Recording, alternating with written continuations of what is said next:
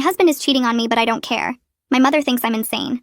I told my husband from day one, if you ever want to cheat, just leave. Don't sneak around. If someone can take you, they can keep you. He laughed and said I was his forever. That was 18 months ago. Now our neighbor, a literal supermodel, cooks him dinner every night while I work late, and I'm testing my own philosophy. We moved into our penthouse 6 months ago.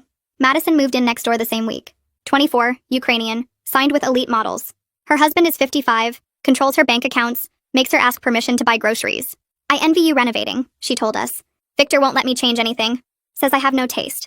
My husband Kyle immediately offered to let her help with ours. I was working 60-hour weeks at the firm. He worked from home. It made sense. At first, it was innocent. Madison would bring coffee, give opinions on paint colors. Then she discovered Kyle loved hiking, something I despise, and started joining his morning trails. They'd return laughing, sweaty, sharing inside jokes. Then came the cooking. You work so late, she said. Kyle shouldn't eat alone. In Ukraine, we never let neighbors go hungry. Every night, I'd come home to empty dishes from her apartment. Borscht, vareniki, chicken Kyiv, Kyle's favorites, which she'd somehow learned. Her husband doesn't eat with her? I asked once. Victor works late too. Moscow hours, Kyle explained. She's lonely. 2 weeks ago, I came home to find them covered in paint, renovating our guest bathroom together. Madison wore one of Kyle's old shirts. They didn't hear me come in, too busy laughing about some YouTube video they'd watched. Oh, you're early. Madison jumped up. I'll go. You two need couple time. After she left, Kyle couldn't stop talking about how helpful she'd been, how she had an eye for design, how Victor was wasting her potential. I told my mother everything. She exploded. You're just letting this happen? Ban her from your home. If Kyle wants to cheat, that's his choice. You're insane. You're enabling this.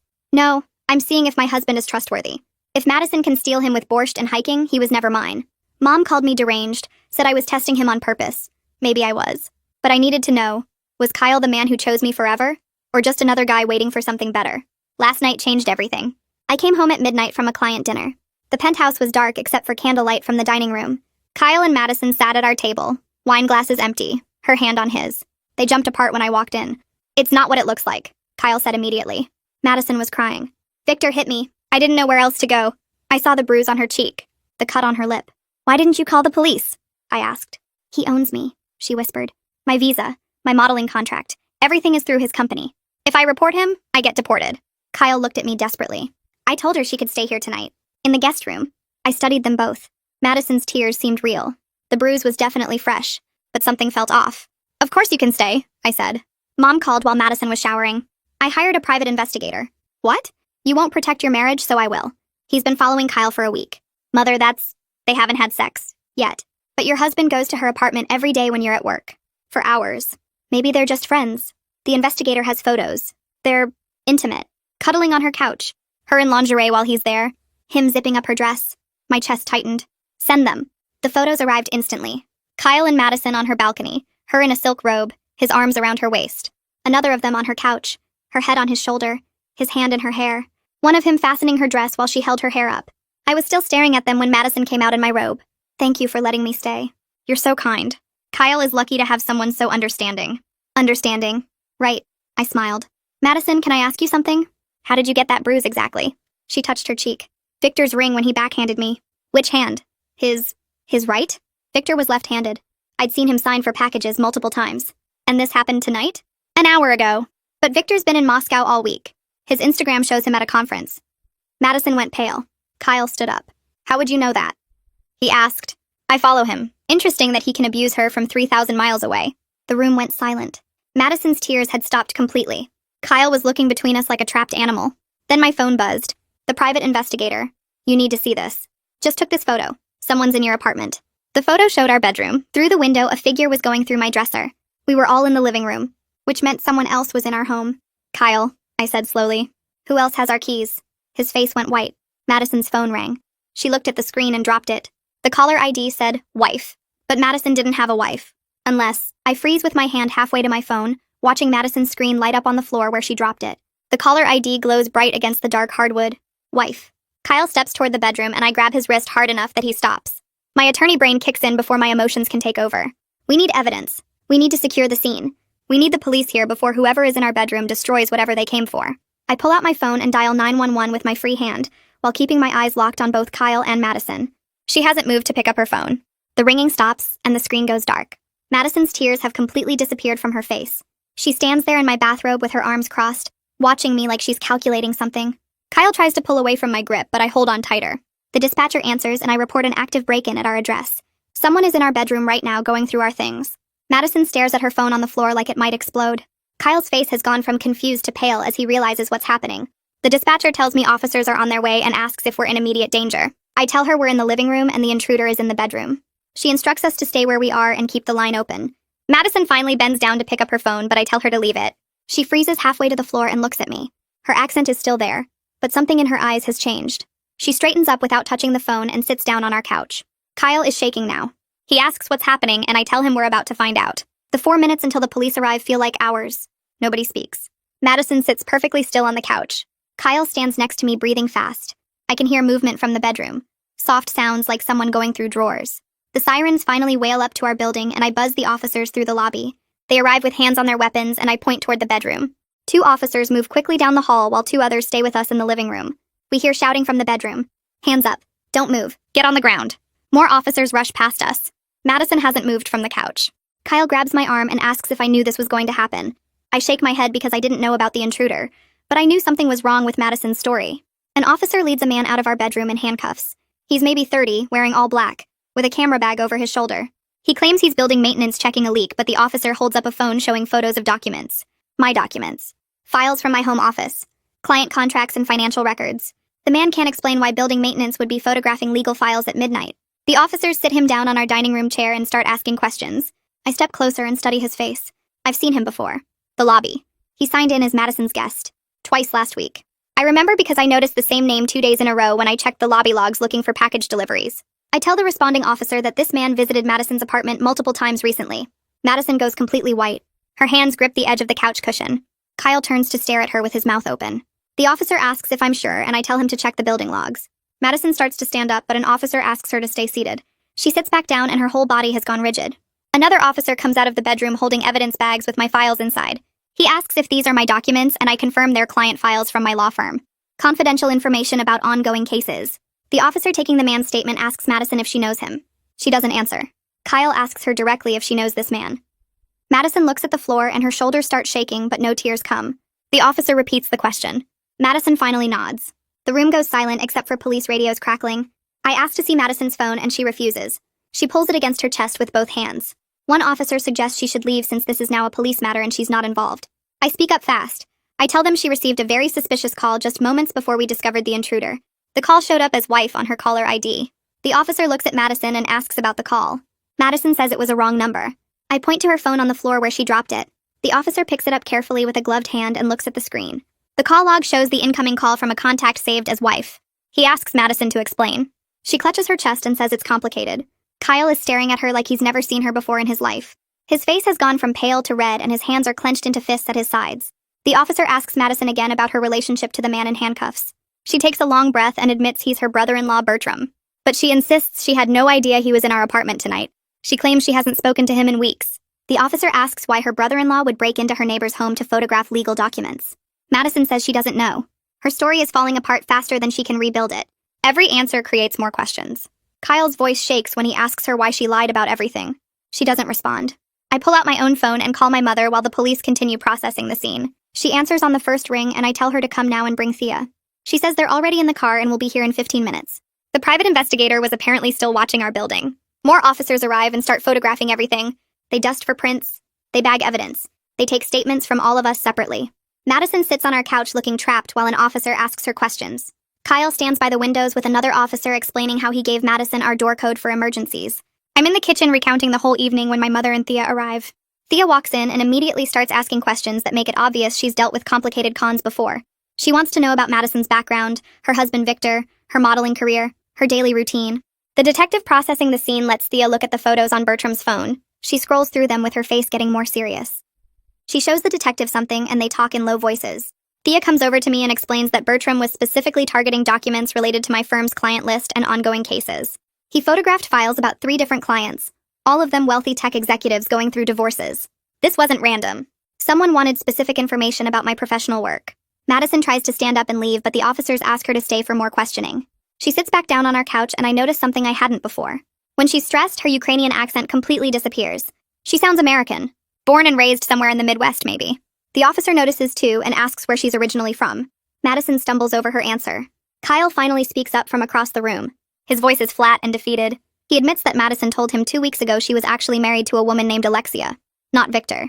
He says she claimed Victor was just a cover story because her modeling agency Elite was conservative and wouldn't accept her being gay. She said she needed to pretend to be straight to keep her career. Kyle believed her. He thought he was helping her maintain a necessary lie to protect herself. He never told me because Madison begged him to keep it secret until she could figure out how to come out safely. The room goes quiet again. Every single person is staring at Kyle. He looks at the floor and his whole body sags. Thea asks him if Madison ever introduced him to Alexia. Kyle shakes his head. She asks if he ever saw proof of Madison's modeling contract. He shakes his head again. She asks if he ever actually met Victor in person. Another head shake. Thea turns to me with an expression that says everything. Madison played my husband completely. She found his weaknesses and exploited every single one. His need to be helpful, his desire to be trusted, his pride in being someone's confidant. She used all of it to gain access to our home and our lives while setting up whatever this operation was supposed to be. I turn to Kyle and my voice comes out flat and cold. He opens his mouth to explain, but I hold up one hand. The detective finishes processing the scene and approaches us with his notepad. Kyle starts talking fast about how Madison told him she was married to a woman named Alexia instead of Victor. He says she claimed Victor was a fake cover story because her modeling agency wouldn't accept her being gay. He believed her completely. She begged him to keep it secret until she could figure out how to come out safely. He never questioned it. He never told me. He spent weeks helping her plan some escape from a situation that didn't exist while I worked late and trusted him. My chest feels tight, but my face stays blank. The detective asks Kyle when Madison first told him about Alexia. Kyle says it was 2 weeks ago during one of their morning hikes. She cried on the trail and he comforted her. The detective writes this down and asks if Kyle ever met Alexia or saw proof of Madison's modeling contract. Kyle shakes his head twice. The detective asks if he ever met Victor in person. Another head shake. I watch Kyle realize how completely he was played. His face goes pale and he sits down hard on our couch. Madison is still sitting across from us with her hands folded in her lap. Her accent is completely gone now and she sounds American. Midwest, maybe. The detective notices and asks where she's originally from. She stumbles over her answer and says Ukraine. But it sounds like a question. Nobody believes her. Thea touches my elbow and guides me toward the kitchen. She pulls out her phone and scrolls through more photos. These are from yesterday afternoon. Madison sitting at a coffee shop with 2 other people. One is a woman around 30 with dark hair pulled back. The other is a man who looks similar to the woman. They have papers spread across the table. Thea zooms in and I can see building floor plans, security schedules, lists of names. My name is on one of the lists.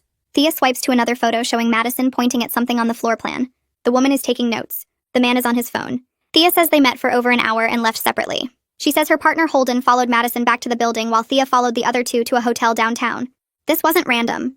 This was planned and coordinated. Madison had help and they targeted our building specifically. I look back at the living room where Madison sits with the officers. She looks small and scared, but I know now it's all performance. Everything about her was performance. A new detective arrives and the officers brief him quickly. He's older than the responding officers with gray hair and sharp eyes. He walks into our living room and introduces himself but doesn't shake hands. He looks at the scene and asks the officers questions in a low voice. Then he turns to me and asks what I do for work. I tell him I'm an attorney at a corporate firm downtown. He asks what kind of cases I handle. I say mostly high-asset divorces and business disputes. He asks if any of my current clients are particularly wealthy or have sensitive information. My stomach drops. I think about my current caseload and 3 names jump out immediately. All 3 are tech executives going through complicated divorces. All 3 have given me extensive financial discovery documents, bank records, business valuations, investment portfolios, asset lists, everything someone would need for identity theft or corporate espionage. I keep copies of everything in my home office because I work late here several nights a week. The detective sees my face change and asks what I'm thinking. I tell him about the 3 clients and their documents. He asks where I keep the files. I point toward my home office down the hall. He calls over the forensic technician and they head that direction together. I follow them to my office and watch the technician photograph everything. My desk is neat like I left it, but my laptop is open. I always close it when I'm done working. The technician checks the browser history and finds searches I didn't make. My clients' names, their companies, their spouses, divorce settlement amounts. Someone sat at my desk and researched everything. The detective asks if anyone else has access to this room. I shake my head and then stop. Kyle was home alone several times when Madison visited. She could have come in here while he was in another room. Or maybe he let her in. Maybe he showed her everything thinking he was helping her understand business or giving her advice. I feel sick. The detective asks if I password protect my files. I say yes, but my laptop auto-logs in when it opens. Basic security that suddenly seems incredibly stupid. The technician finds more evidence. My desk drawer was opened. Files were moved. Someone went through everything carefully and put it back almost perfectly. Almost. The detective asks Kyle to come to the office. Kyle walks in looking miserable. The detective asks if Madison was ever alone in this room.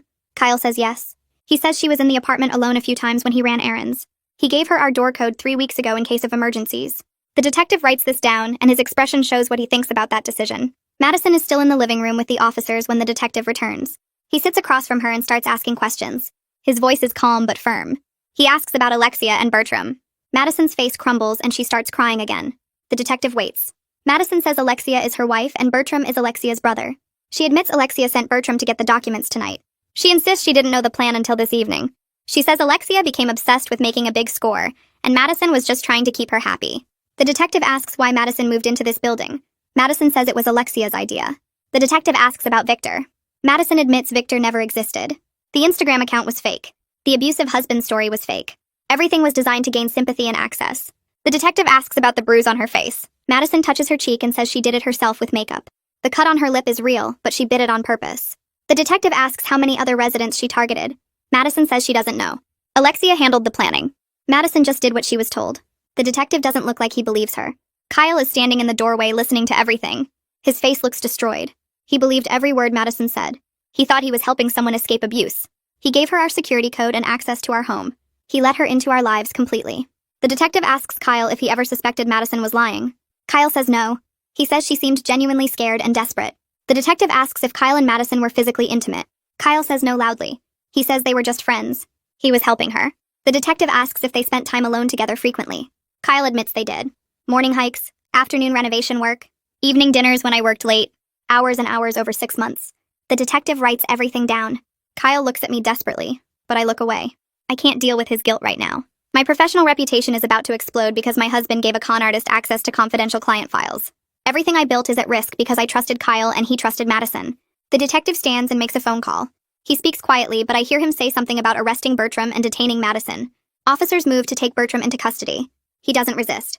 They read him his rights and cuff him. The detective tells Madison she's being detained for questioning as a potential accomplice. She starts crying harder and says she didn't know. The detective says they'll sort it out at the station. Officers help her stand and walk her toward the door.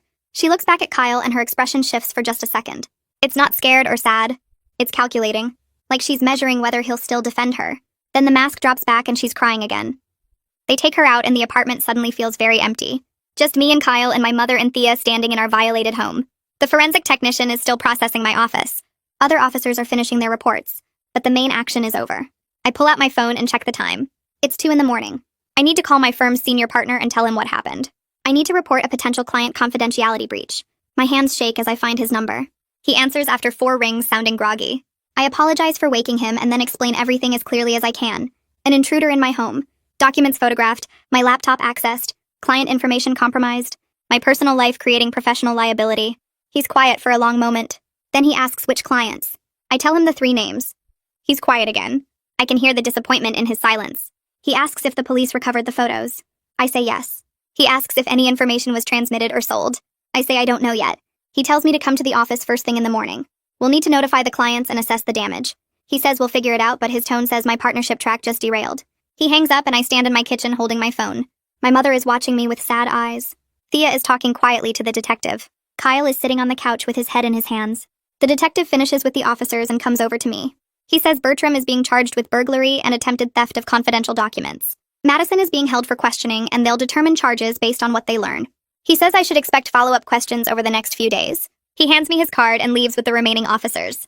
The forensic technician finishes in my office and packs up his equipment. He tells me not to use my laptop until their tech team examines it. He leaves too. Then it's just the 4 of us. Me and Kyle and my mother and Thea. The silence is crushing. Nobody knows what to say. My mother goes to the kitchen and starts making tea like that will fix anything. The kettle whistles and she pours 4 cups. We sit around our dining table where Kyle and Madison sat with wine just hours ago. The candles are still there, burned down to nothing. Thea breaks the silence and explains what she and Holden discovered. They've been tracking Madison for 3 days since my mother hired them. They suspected something larger than a simple affair when they saw Madison's movement patterns. She met with the same 2 people multiple times. She spent hours studying our building's layout. She asked questions to other residents about security and schedules. Thea says Madison has been in this building for exactly 6 months. Thea checked with building management and found reports of small thefts and security breaches over that same period. A resident's credit card information stolen. Another resident's identity used to open accounts. Building access codes mysteriously changing. Madison wasn't just targeting us. She was working the entire building as part of a larger operation. Thea shows me her investigation file with photos and timelines and notes. It's extensive and professional. My mother hired good people. Thea says they couldn't prove anything until tonight when Bertram made his move. Now the police have everything they need. I walk into my home office with Thea following close behind me. The laptop sits on my desk exactly where I left it this morning. Innocent looking. Thea pulls on gloves before touching anything and opens the browser history. My stomach drops as I see the searches. My client names, their business holdings, divorce settlement amounts, property valuations, bank account details. Someone went through everything systematically while I was at work. Thea scrolls through the timestamps and they match perfectly with days Kyle admitted Madison was here alone. She takes screenshots of everything while I stand there feeling sick. Kyle appears in the doorway and I turn to face him. He looks at the screen and goes pale. I ask him directly how many times Madison was in this apartment without him present. He stammers that maybe 3 or 4 times when he ran to the store or picked up takeout. Never more than 30 minutes, he swears. Thea shows him the browser history timestamps and some sessions lasted over an hour. Kyle's face crumbles as he realizes Madison lied to him about staying in the living room. She told him she was watching TV or checking her phone. Instead, she was in here stealing my client's confidential information. I feel rage building but keep my voice steady as I ask what else he let her do unsupervised. He insists nothing else, just those few times he thought she was trustworthy. I laugh and it sounds bitter even to my own ears. Thea bags my laptop as evidence and says the forensic team will do a full analysis. She asks if I kept any client files in physical form here. I show her the filing cabinet and she photographs everything before we go through each folder. Nothing appears physically missing, but that means nothing if Madison photographed documents with her phone. We spend 2 hours cataloging every file, every piece of paper, every note. My mother brings coffee at some point, but I barely taste it. The sun comes up and I haven't slept. I shower and put on my best suit like armor. The drive downtown feels surreal. My firm occupies floors 12 through 15 of a glass tower. I've worked here for 7 years, built my reputation case by case. Now I'm walking into the senior partners conference room to explain how I compromised everything. 3 partners sit at the table with our cybersecurity director. Their faces are professional, but I can read the disappointment. I lay out what happened as clinically as possible. The neighbor who gained access to my home, the break-in, the laptop history showing unauthorized searches. They ask questions and I answer each one honestly. How long did this person have access? Did I ever discuss clients by name at home? Were any physical documents photographed? The cybersecurity director takes notes and says they'll need my laptop for a full forensic audit. He asks about my backup systems and cloud storage. I tell him everything is password protected, but Madison had access to my apartment for months. She could have watched me type passwords, could have installed keyloggers, could have done anything. The senior partner who recruited me 7 years ago looks tired. He says they'll need to notify all affected clients about the potential breach. My partnership track that was supposed to happen next year suddenly feels very far away. They're professional about it. No yelling, no accusations. Just quiet disappointment that somehow feels worse. They tell me to take the rest of the day to get my personal affairs in order. We'll reconvene tomorrow to discuss next steps. I leave the conference room and several colleagues turn away rather than make eye contact. My reputation is crumbling in real time. Kyle is sitting in our living room when I get home. He stands up when I walk in and starts talking. He says he's so sorry. He never meant for any of this to happen. Madison seemed so genuine. I hold up my hand and cut him off. My voice is calm but cold when I tell him to pack a bag and stay at a hotel while I figure out what comes next. He protests that nothing physical happened with Madison. I laugh and the sound is harsh. I tell him I don't care if he touched her or not. He let her into our home, into our lives, into my office. He gave her access to everything and kept secrets for weeks. The physical affair doesn't matter because the betrayal of trust is already complete. He starts crying and saying he'll do anything to fix this. I tell him the only thing he can do right now is leave. He asks for how long and I say I don't know. Maybe a week. Maybe forever. He needs to let me think without him here reminding me of how stupid I was. He goes to pack and I sit on the couch staring at nothing. My mother calls but I don't answer. 20 minutes later, Kyle comes out with a suitcase. He tries one more time to apologize and I just point at the door. After he leaves, I change all the locks using my phone app. Change the security code, change the elevator access, erase him from the building systems entirely. It takes 10 minutes to undo 18 months of shared life. My phone rings and it's Mia from the firm. She asks if I need company and I say yes before I can think better of it. She arrives 30 minutes later with her laptop and a box of file folders. Mia has been my friend for 5 years since she started as a junior associate. She doesn't ask questions about Kyle or Madison, just sets up at my dining room table and starts helping me organize evidence for the firm's internal investigation. We create a timeline of every interaction I can remember. Every time Madison was in the apartment. Every conversation. Every moment that seemed innocent but now looks suspicious. Mia takes notes in her precise handwriting while I talk. She asks clarifying questions that help me remember details I'd forgotten. The time Madison asked about my morning routine. The day she wanted to know which clients kept me working late. The casual questions about building security. Everything that seemed like friendly interest was actually intelligence gathering. We work for hours building a comprehensive document. Mia photographs everything Thea collected earlier. We cross-reference timestamps from the building's guest log with my work calendar to show when Madison had unsupervised access. By evening, we have a file that would make any prosecutor proud. Mia closes her laptop and finally asks if I'm okay. I tell her honestly that I don't know. She hugs me and says the firm will get through this and so will I. The detective calls while Mia is packing up her things. He says they've identified Madison and I should sit down for this. Her real name is Madison Volkov, and she's wanted in 2 other states for similar operations. She targeted a doctor in Boston last year, got access to his home under similar pretenses, stole patient records and sold them for identity theft. Before that, she worked over a venture capitalist in Seattle. Same pattern of befriending the target, gaining access, stealing confidential business information. The detective says Alexia Cobb is Madison's wife and partner in these schemes. They've been running cons together for at least 3 years that law enforcement knows about. Probably longer. He says I don't feel lucky. I feel like an idiot who fell for the oldest trick in the book. The detective says he'll be in touch as the investigation continues.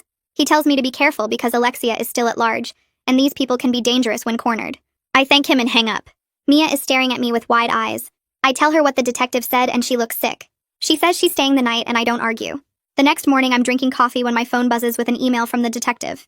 Attached is a full report on Madison's criminal history. Her real background. I open it and start reading. Victor never existed. The Instagram account was completely fake. Stock photos stolen from a Russian businessman's social media. The conference photos were pulled from public corporate websites. The entire abused wife story was manufactured to gain sympathy and access. Every tear was calculated. Every bruise was makeup. Every scared glance was practiced. I scroll through the evidence and feel stupid for believing any of it. The report shows Madison's modeling credentials were also fake. She never worked for elite models. Never had any legitimate modeling career. That whole identity was constructed specifically for this building and this operation. I think about how she played me. How she found my weakness, my philosophy about trust, and exploited it perfectly. How she used Kyle's kindness and loneliness against him. How every single interaction was a manipulation. Mia comes out of the guest room and finds me crying at the kitchen table. She reads over my shoulder and swears quietly. She makes more coffee and we sit together in silence. Thea calls around noon and asks if she can come over with Holden. I say yes and they arrive with a thick file folder. Thea spreads photos across my dining room table. Madison meeting with Alexia at a coffee shop 3 blocks from here. The 2 of them with Bertram outside our building studying the entrance. More photos of them in a car reviewing what looked like building security footage on a laptop. Holden explains they've been tracking Madison since my mother hired them. They suspected something larger than a simple affair when they noticed her movement patterns. She met with the same 2 people repeatedly. Spent hours studying our building's layout. Asked other residents questions about security protocols and delivery schedules. Thea points to a photo of Madison and Alexia reviewing documents. She says they somehow accessed building security footage, probably through Bertram, who worked as maintenance in another property owned by the same company. They studied resident schedules, identified targets, planned entry strategies. Our apartment wasn't random. We were selected specifically because of my career and client list. Holden shows me more photos of Bertram entering our building wearing maintenance uniforms on 3 separate occasions over the past month. He had been inside before the night we caught him. Thea says they have evidence of Madison casing at least 5 other apartments in the building. We were just one of multiple active operations. I meet with building management the next afternoon. The property manager looks uncomfortable as she pulls up Madison's lease file. She confirms the lease was paid for 6 months upfront in cash by a shell company registered in Delaware. The background check came back clean, but now they're discovering it was completely falsified. Fake employment verification, fake references, fake credit history, everything designed to pass a standard screening. The property manager says they're implementing new protocols after this. More thorough background checks, verification calls to previous landlords, credit checks through multiple agencies. She apologizes repeatedly, but it doesn't change what happened. I ask about the other residents Madison targeted. The property manager says they're still investigating, but at least 2 other apartments reported suspicious activity. One resident had credit card information stolen. Another had their identity used to open fraudulent accounts. Madison and her crew were working the entire building as a criminal enterprise. I ask why nobody noticed sooner. The property manager admits they had reports of security breaches, but attributed them to normal urban crime. Nobody connected the pattern until now. I leave the meeting feeling angry at everyone, including myself. The firm's legal team schedules depositions for the following week. I sit in a conference room with 3 attorneys while they assess liability and potential malpractice claims. They ask the same questions over and over. When did I first meet Madison? How often was she in my home? Did I ever discuss clients by name? Were any documents left accessible? Did I have proper security protocols? I answer everything honestly, even though each question feels like an accusation. 3 clients have already contacted the firm demanding answers. One is threatening to sue both me personally and the firm for negligence. Another wants to know exactly what information was compromised and how it will be secured. The third is simply furious that I brought work home and failed to protect confidential files properly. The legal team explains they're trying to get ahead of potential lawsuits and bar complaints. They need comprehensive documentation of everything that happened. I spend 6 hours going through every detail while they take notes and record everything.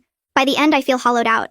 My career that I built so carefully is hanging by a thread because I trusted the wrong person and married someone with terrible judgment. Kyle keeps calling, but I send every call to voicemail. He leaves long messages apologizing and begging to talk. I delete them without listening all the way through. We communicate only by text about practical matters.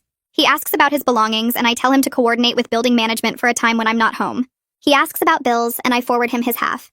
He asks if we can try counseling, and I don't respond. My mother calls every day wanting me to file for divorce immediately.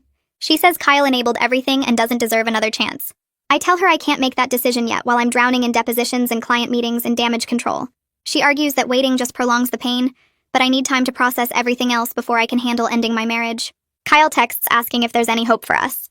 I stare at the message for a long time before typing back that I don't know. He responds immediately asking what he can do. I tell him the truth, which is that nothing he does now changes what he already did. The trust is gone and I don't know if it can be rebuilt. He texts back saying he'll wait as long as it takes. I don't respond because I don't know what to say to that. The detective calls 3 days after everything falls apart to tell me they executed the warrant on Madison's apartment. I meet him at the police station where he spreads evidence photos across a conference table. Surveillance cameras hidden in picture frames. A laptop with software for monitoring wireless networks. Fake passports showing Madison's face with 5 different names. Driver's licenses from 3 states.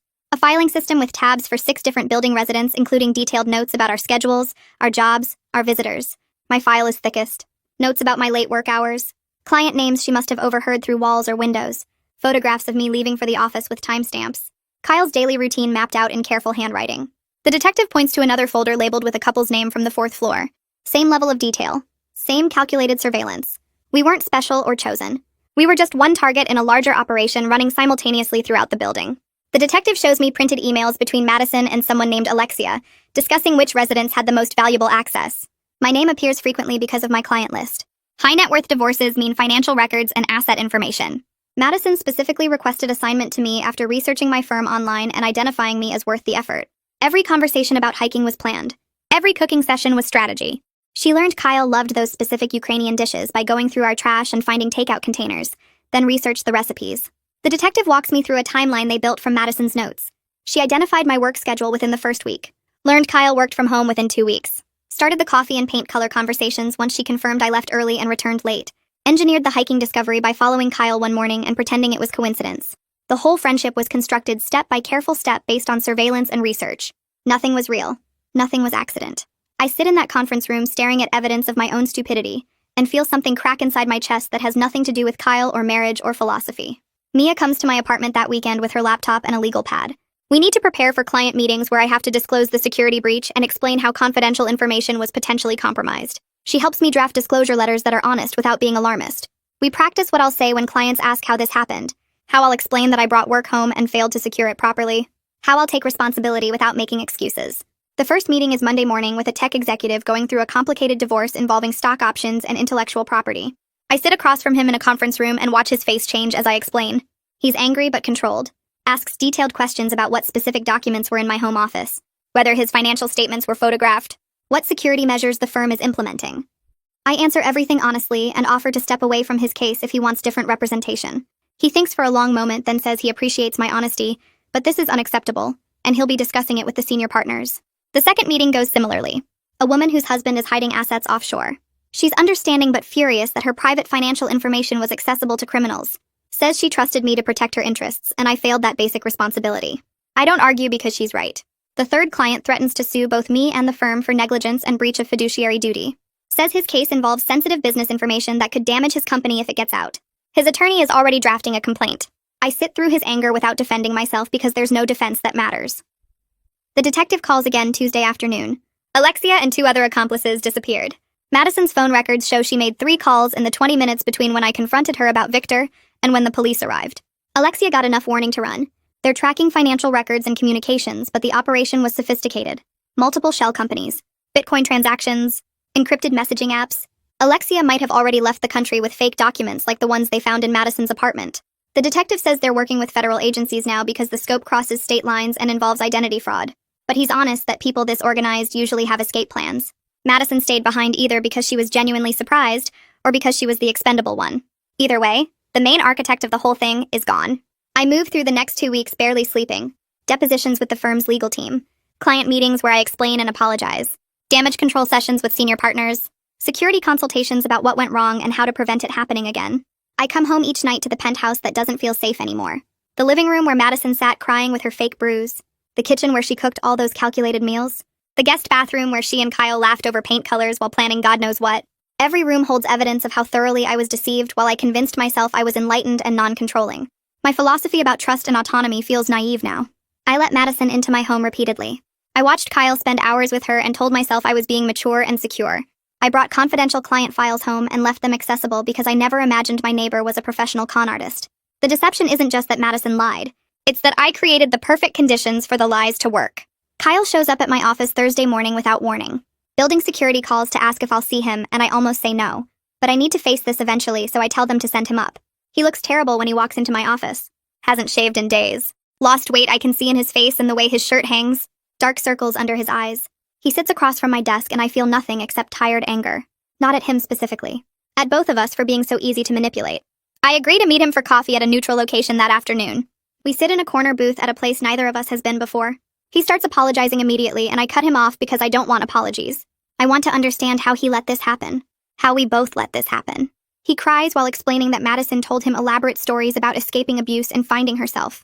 About how Victor controlled everything and she felt trapped. About how talking to Kyle made her feel like maybe she could have a real life someday. He genuinely believed he was helping someone in crisis. Thought he was being supportive and kind. Never intended for it to become what it became.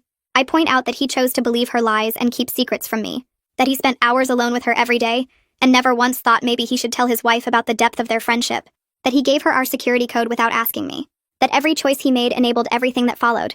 He argues he was just trying to be a good person. I tell him good people don't keep secrets from their spouses. Good people don't let someone else become more important than their marriage. He insists nothing physical happened, and I laugh because that's not the point.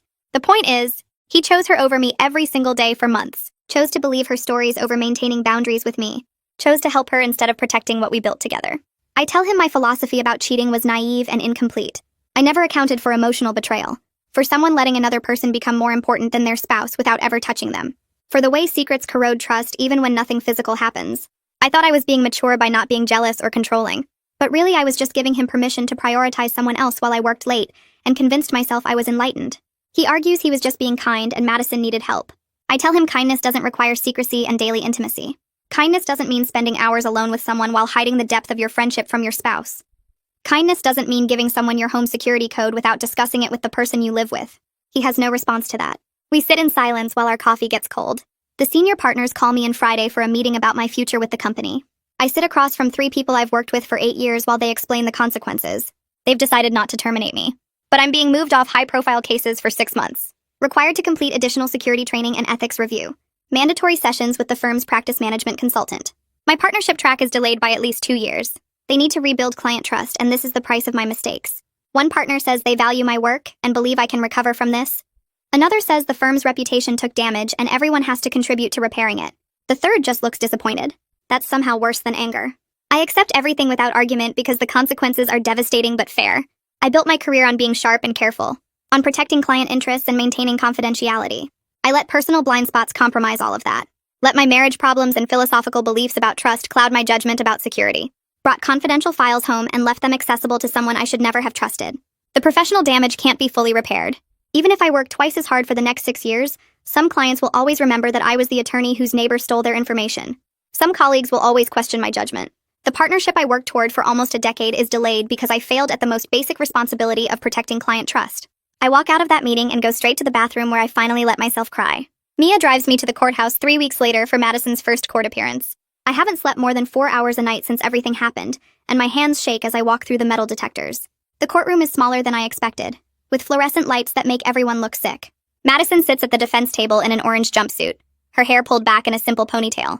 She looks smaller somehow, less like the confident woman who cooked borscht in my kitchen, and more like someone caught in a trap. The judge enters and we all stand. I watch Madison's face as the charges get read out loud. Conspiracy to commit theft, identity fraud, unauthorized access to confidential information. Her public defender, a tired-looking woman with gray roots showing, argues that Madison was coerced by her wife. She presents emails that supposedly show Alexia threatening Madison, controlling her movements, forcing her participation. But the prosecutor has phone records showing Madison made dozens of calls to potential targets before moving into our building. Text messages where she bragged about how easy it was to gain Kyle's trust. Photos of her meeting with Alexia and planning the operation weeks before she ever knocked on our door with coffee. Madison's face stays blank through all of it. No tears, no remorse, just that same calculating look I saw the night everything fell apart. The judge sets a preliminary hearing date for 2 weeks out and denies bail. Madison glances back at the gallery as they lead her away, and our eyes meet for just a second. I expect to see something. Fear, regret, maybe even anger. But there's nothing there except cold assessment, like she's already working out her next move. The preliminary hearing happens on a gray Tuesday morning that matches my mood perfectly. I take the stand and swear to tell the truth while Madison watches from the defense table. The prosecutor asks me to describe the timeline of her access to our home. I walk through every detail. The coffee visits that turned into paint consultations, the hiking trips with Kyle, the dinners she cooked while I worked late, how she wore his shirts and learned his favorite foods and slowly became part of our daily life. The prosecutor shows me the photos from my home office, my laptop screen displaying client names, my filing cabinet with folders spread open, my notes about divorce settlements and financial assets. I identify each one and explain what confidential information was visible. Madison's lawyer objects repeatedly, but the judge lets most of it in. When I describe coming home to find them having dinner by candlelight, Madison leans over and whispers something to her attorney. They both look at Kyle, who's sitting in the back row looking miserable. The prosecutor asks if I noticed anything unusual about Madison's behavior. I tell them about the fake bruise, the story about Victor, the phone call from someone labeled wife. The courtroom gets quiet when I explain how her accent disappeared under stress, how her tears stopped the moment she realized I'd caught her in a lie. Madison's lawyer tries to argue I'm biased because of jealousy over my husband's friendship with her client, but I look directly at Madison when I answer. I tell the court I wasn't jealous. I was testing my philosophy about trust and discovered my husband failed and my neighbor was a criminal. Madison stares back at me with those empty eyes, and I realize she's not thinking about the charges or the evidence. She's thinking about what story might reduce her sentence, what angle might work on a jury, what manipulation might still be possible. The judge finds probable cause to proceed to trial, and Madison gets led away without looking back. Kyle's email arrives that night while I'm reviewing case files at my temporary apartment. The subject line says, "I'm sorry," and I almost delete it without reading. But something makes me open it anyway. He writes 12 paragraphs taking full responsibility for everything that happened. He says he was lonely because I worked so much. He says Madison seemed genuinely hurt and he wanted to help. He says he knows now that he was manipulated, but at the time it felt like friendship. He offers to cover all my legal fees from the firm's investigation. He says he'll pay any settlement costs if clients sue. He provides his lawyer's contact information and says he's already moved money into an account I can access. He ends by saying he understands if I never forgive him, but he needs me to know he's truly sorry.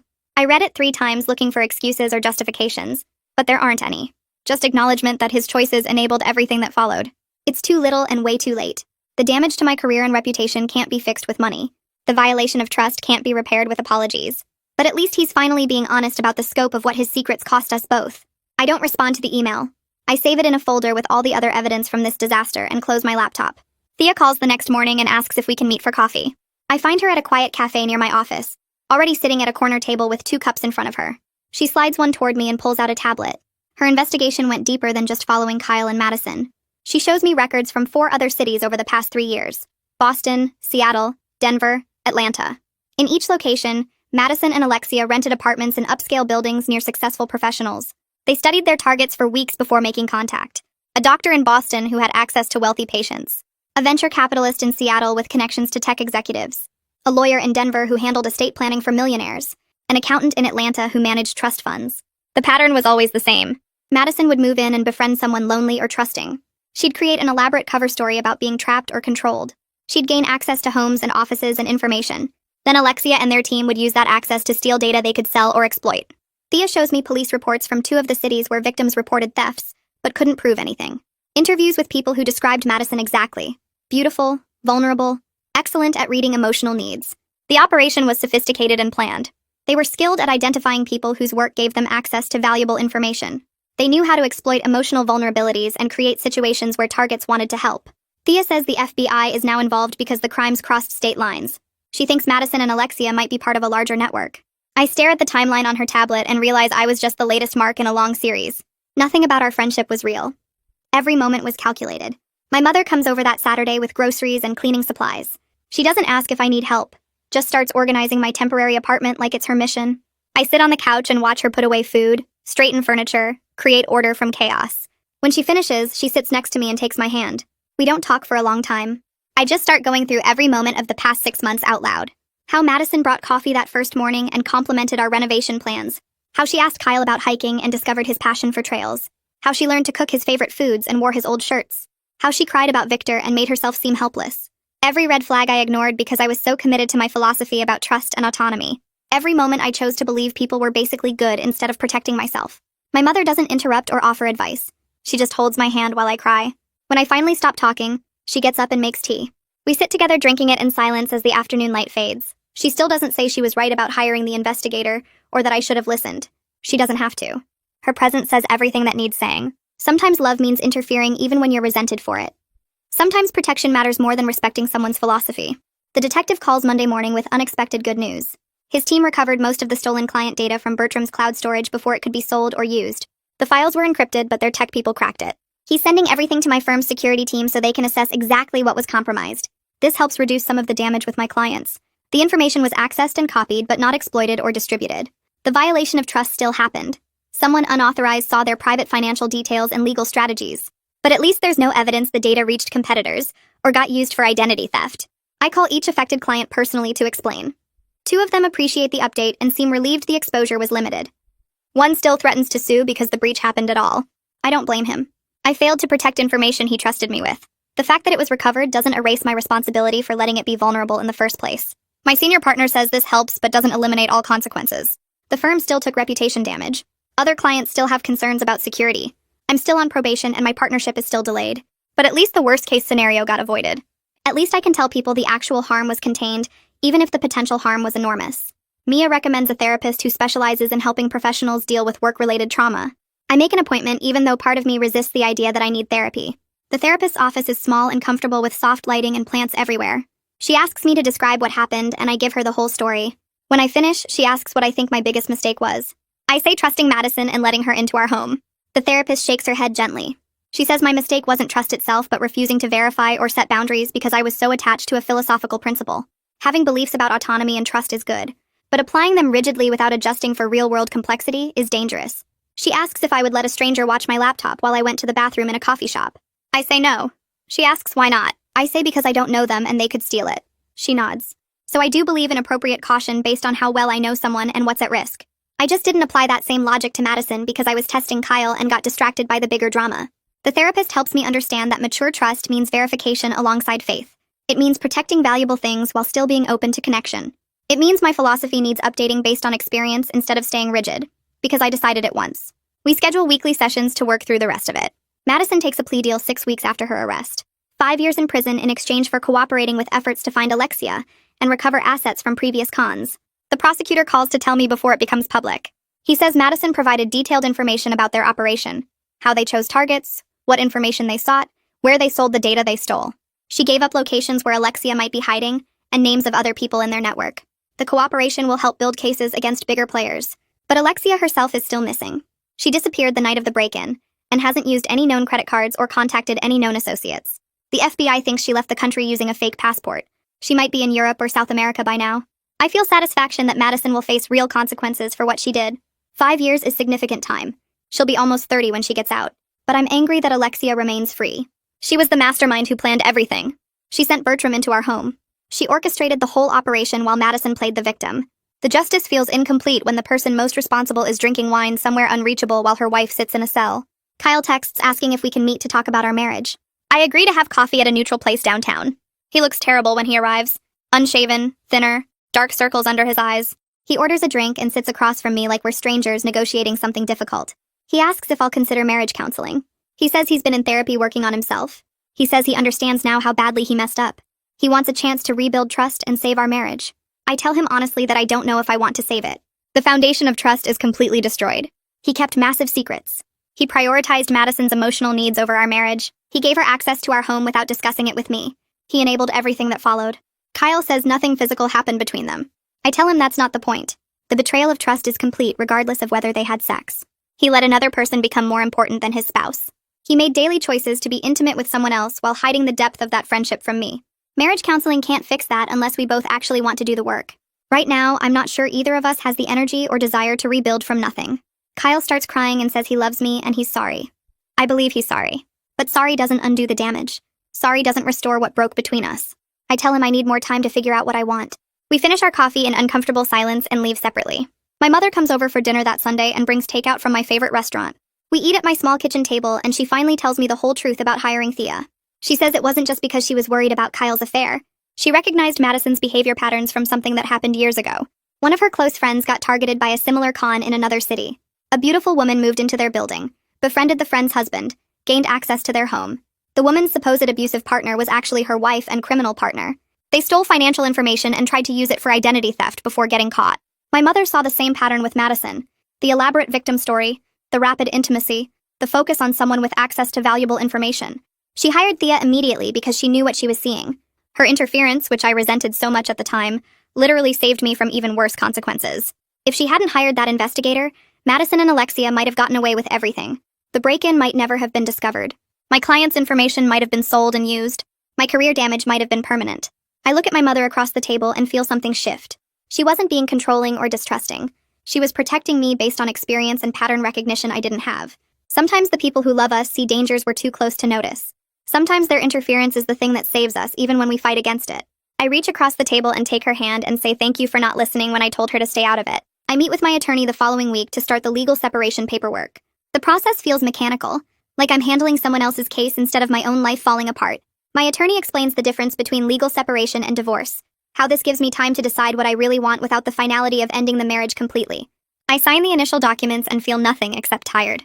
Kyle gets served the papers at his hotel 3 days later and calls me crying, begging for one more chance to fix things.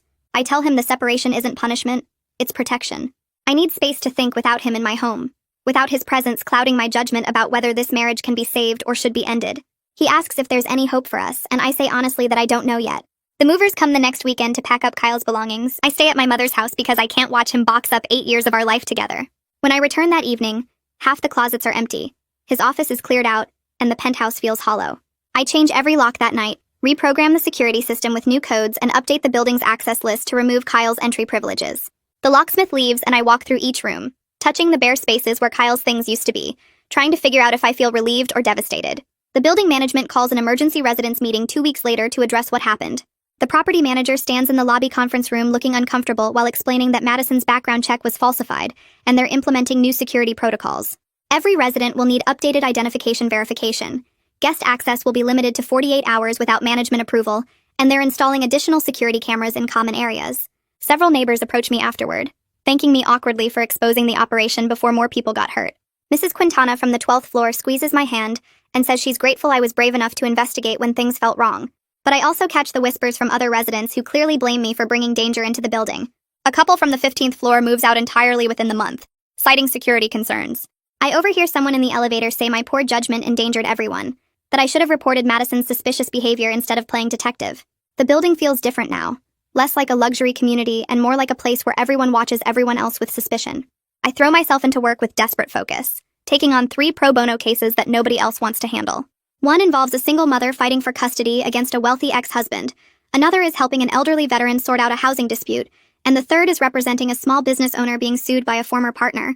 The cases don't pay anything, but they're complex and demanding, requiring the kind of intense concentration that leaves no room for thinking about my destroyed marriage or professional reputation. I work 12-hour days, stay late at the office reviewing case files, and volunteer for weekend research projects. Mia becomes my closest ally during this period, running interference when senior partners make pointed comments about my judgment. She deflects questions about my personal life, covers for me when I need to meet with my attorney, and brings me coffee when I'm buried in depositions. One afternoon, she sits in my office and tells me that half the firm is rooting for me to come back stronger, that they respect how I'm handling the crisis with dignity instead of falling apart. The other half thinks I should have been fired, but Mia says those partners would find fault with anything, because they never wanted women in leadership positions anyway. 3 months after the break-in, I'm reviewing discovery documents for the custody case when my phone rings with the detective's number. He tells me that Alexia was arrested yesterday trying to cross into Canada using fake documents at a border checkpoint in Montana. Border Patrol flagged her passport as fraudulent and found 3 other fake IDs in her possession when they searched her car. She's being held in federal custody pending extradition back to face charges for the operation. The detective says their investigation has uncovered evidence linking Alexia to similar cons in 7 other cities across the country over the past 4 years. She and Madison worked as a team targeting professionals with access to valuable information or wealthy clients, using the same playbook in each location. They'd move into upscale buildings, identify vulnerable targets, manufacture elaborate victim stories, and gain access to homes and private information. The detective estimates they stole over $2 million worth of data and assets from at least 15 victims before we caught them. I sit at my desk processing this information, realizing how many other people went through versions of what I experienced, how many marriages were damaged and careers were threatened by their calculated manipulation. The prosecutor's office contacts me 6 weeks later, asking me to testify at Alexia's trial about the operation's impact on my life and career. I agree immediately because I want her to face consequences for what she orchestrated. The trial is scheduled for late September, giving me 2 months to prepare my testimony. My attorney helps me organize documentation about the professional damage, the client losses, the delayed partnership track, and the ongoing reputation repair I'm still working through. The prosecutor meets with me 3 times to review what I'll say on the stand, warning me that Alexia's defense team will try to discredit my testimony by suggesting I enabled the operation through poor judgment. I tell the prosecutor I can handle whatever they throw at me, because the truth is bad enough without embellishment. Facing Alexia in court feels more difficult than facing Madison, because Alexia was the mastermind who orchestrated everything while staying safely in the background. Madison was the visible threat, the person in my home creating chaos. But Alexia was the puppet master pulling strings I never saw.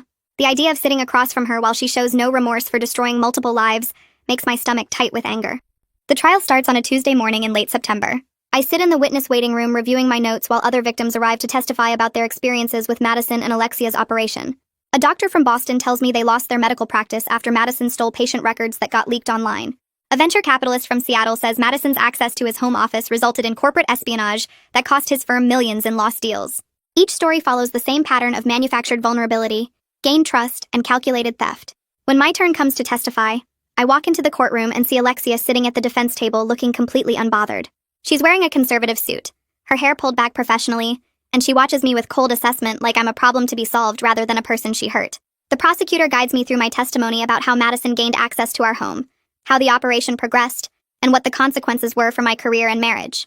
Alexia's defense attorney tries to suggest I was negligent in protecting client information, that I enabled the theft through poor security practices.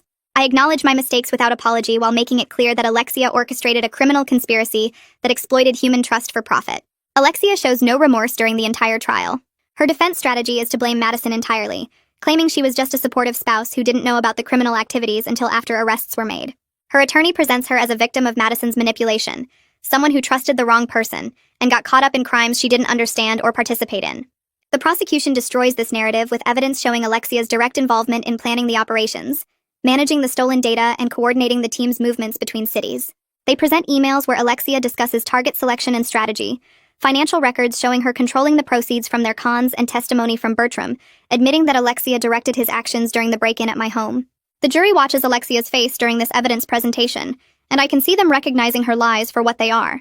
When the prosecution plays a recorded phone call between Alexia and Madison discussing how to maximize the take from my client's information, Alexia finally shows emotion by glaring at the prosecutor with pure hatred. The jury deliberates for 6 hours before returning guilty verdicts on all counts. The sentencing hearing happens 3 weeks later. Both Alexia and Madison receive substantial prison sentences reflecting the scope of their operation and the number of victims they hurt. Alexia gets 12 years in federal prison plus 5 years supervised release. Madison gets 8 years because the judge accepts that she was somewhat under Alexia's influence, though still fully culpable for her actions. They're both ordered to pay restitution to all identified victims, though the financial recovery will be minimal since they spent most of their proceeds on luxury apartments, expensive clothes, and maintaining their fake identities. The judge tells them their crimes represented calculated exploitation of human decency and trust, that they targeted good people trying to be kind and turned that kindness into a weapon. I watch them get led away in handcuffs and feel something settle in my chest. The justice feels meaningful even if it's incomplete, even if I'll never recover the full cost of what they took from me professionally and personally. Kyle texts me 2 days after sentencing, asking if we can meet for dinner to discuss divorce terms and division of assets. I agree to meet him at a neutral restaurant downtown, somewhere neither of us has history or memories attached. He arrives looking thinner and tired, wearing clothes I don't recognize that he must have bought after moving out. We sit across from each other in a booth and the awkwardness is suffocating. He asks how I'm doing and I give him the abbreviated version about work and the trial. He tells me about his new apartment in a different neighborhood, his job search since he quit his remote position, and his therapy sessions. We order food neither of us really eats while discussing asset division, like we're strangers negotiating a business transaction, rather than people who once promised forever to each other. He wants to split everything fairly, and doesn't fight me on any terms. We agree on the penthouse sale, the division of bank accounts, and the separation of our investments with minimal discussion. The conversation is civil but distant, like we're playing roles in someone else's divorce rather than ending our own marriage. Kyle admits halfway through dinner that he's been in therapy twice a week working on understanding why he was so susceptible to Madison's manipulation. His therapist helped him recognize patterns in how he prioritizes being seen as a good person over actually being a good husband. He says he got so focused on rescuing Madison from her fake situation that he completely abandoned his actual responsibilities to me and our marriage. He talks about how he needed to feel like a hero, how Madison's manufactured vulnerability fed something broken in him that made him feel important and needed in ways our stable marriage didn't provide. It's growth and self-awareness that might have meant something 6 months ago. But sitting here now, listening to him explain the psychology behind his betrayal, I feel nothing except tired recognition that understanding why something broke doesn't repair the damage. He asks if there's any chance we could try again with everything he's learned in therapy. I tell him honestly that I don't think so, that too much trust was destroyed for me to rebuild from nothing, that we'd both be better off starting fresh with other people who don't carry the weight of this betrayal. We agree to an uncontested divorce with a fair division of assets before dessert arrives. Neither of us wants the penthouse with its memories of Madison's manipulation, and our marriage falling apart, so we decide to sell it and split the proceeds equally. Kyle will keep his car and his retirement accounts. I'll keep mine and we'll divide the joint savings down the middle. There's no fight about furniture or belongings because neither of us cares enough to argue over material things after everything else that's been lost. We sign the preliminary agreement our attorneys drafted and shake hands like business partners closing a deal. The paperwork gets finalized 4 months after that night when everything exploded, when we discovered someone in our bedroom and Madison's whole facade crumbled. The divorce decree arrives in the mail on a Tuesday afternoon, and I sign it without crying, file it with the other documents from this period of my life, and feel nothing except relief that it's finally over. The senior partners call me into the conference room 3 weeks after the divorce papers arrive. I walk in expecting another round of professional consequences, another reduction in responsibility, but their faces aren't angry. The managing partner gestures to a chair and slides a folder across the table. Inside is my performance review for the probationary period, filled with notes about my work on the smaller cases they assigned me, my handling of client communications, my cooperation with the internal investigation.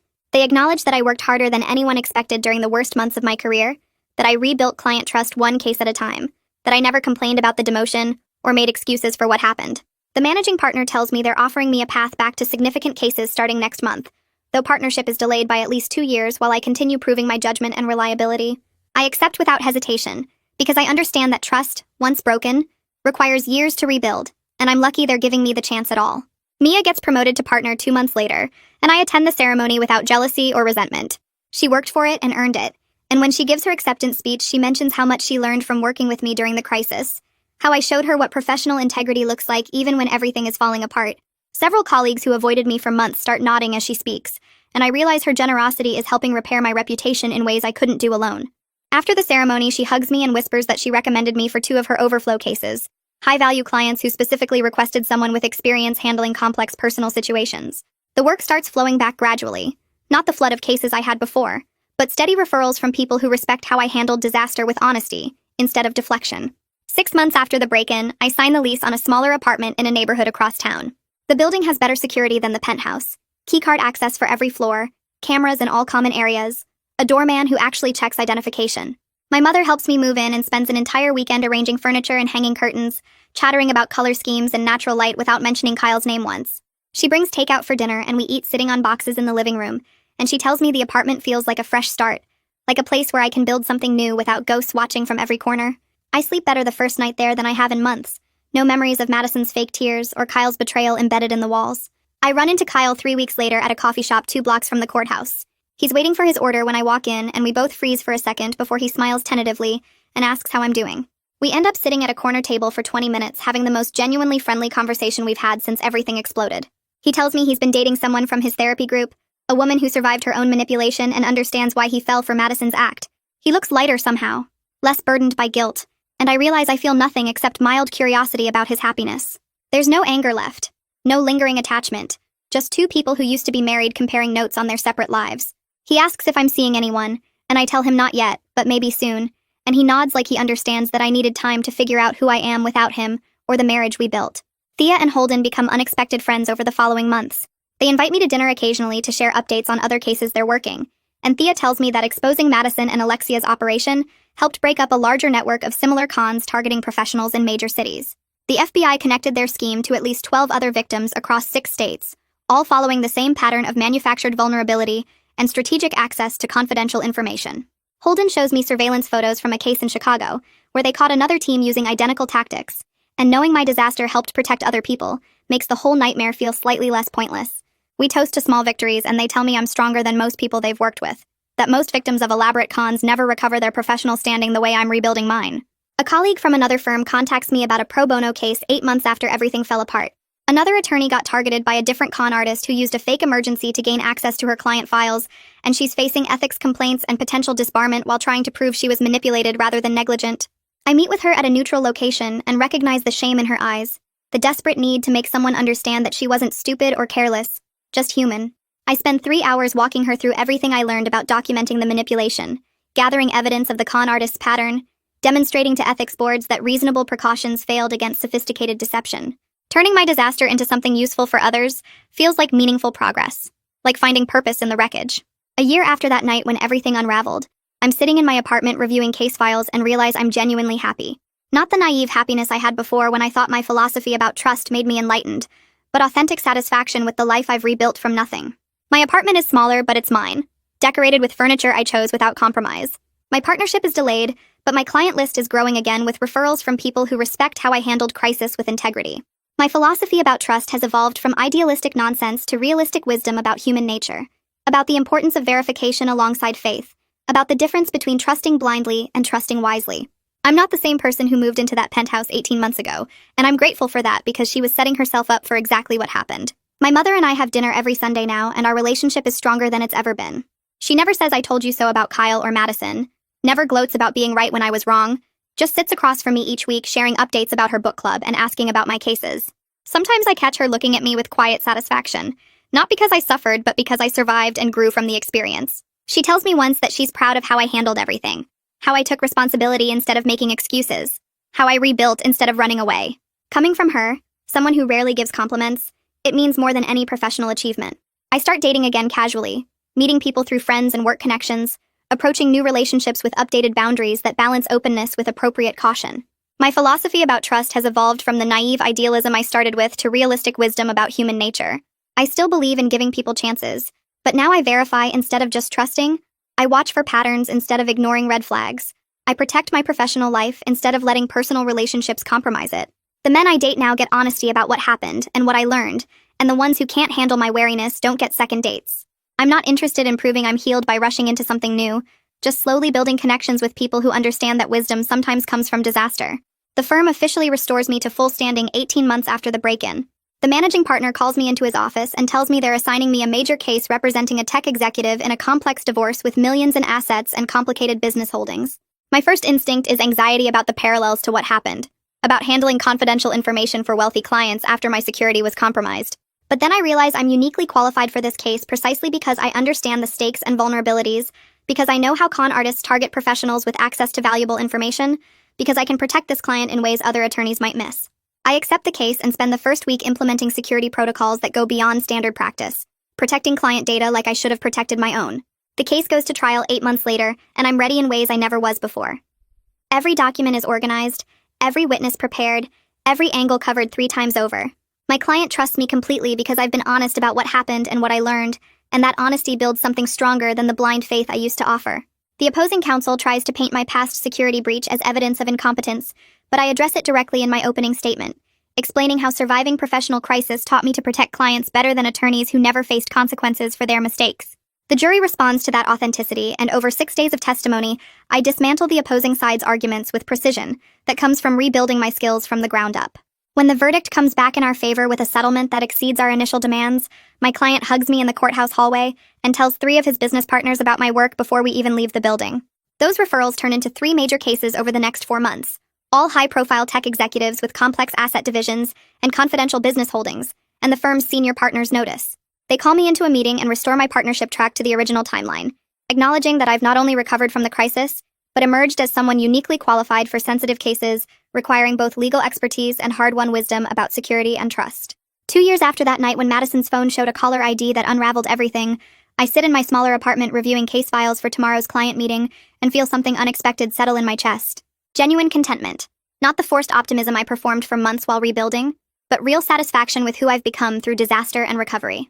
My marriage to Kyle ended in an uncontested divorce that felt more like a business dissolution than the death of love. And I understand now that what we had was built on my naive philosophy about trust, rather than actual intimacy or partnership. Madison and Alexia are both serving prison sentences for their coordinated cons, and while that justice feels meaningful, it doesn't define my story anymore. My career took damage that required 2 years of relentless work to repair, but the attorney I am now understands vulnerabilities and human nature in ways my younger self never could, and that expertise makes me better at protecting clients who trust me with their most sensitive information. I learned that surviving betrayal with integrity matters more than never being betrayed at all, that wisdom sometimes requires disaster as tuition, and that my philosophy about trust needed updating from idealistic theory to realistic practice that verifies while still believing in human goodness. The case files spread across my coffee table represent clients who chose me specifically because of what I survived and how I handled it, and that validation feels more solid than any achievement I earned when success came easy.